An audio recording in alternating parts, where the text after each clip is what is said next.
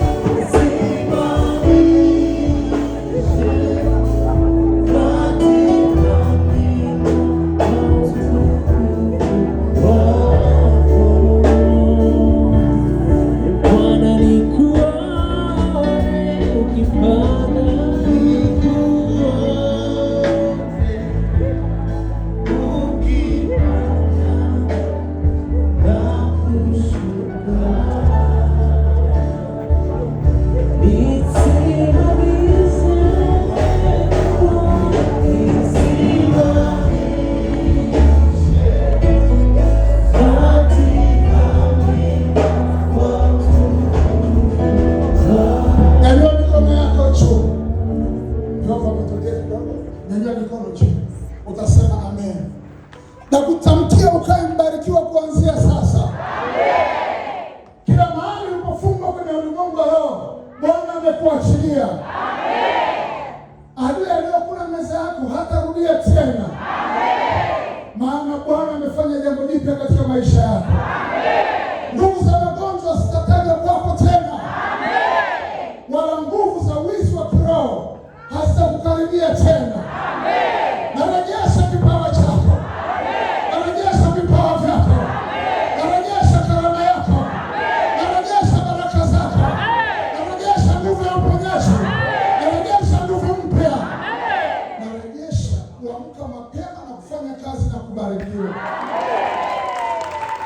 Kwa kuwa ni mwaka wa kushinda katika kila jambo, basi kae kwako kama mwaka ulivyotajwa. Utashinda kila eneo. Warumi 8:37 mpaka 39 utamwona Mungu akikushindia katika nafasi mbalimbali. Hicho ambacho unahitaji ukipate kwa haraka, mlango umeshakuwa tayari. Kwa kazi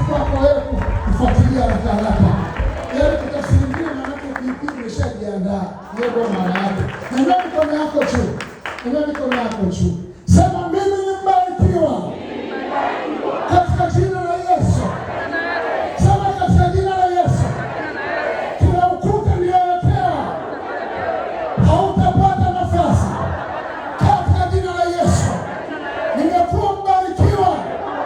Kuanzia sasa. Maadui sikilizeni. Hamtaniweza tena. Katika jina la Yesu. Anayetega mahali hapa. Hamtachukua pesa yangu tena. Wala mikono yangu haitawasha tena.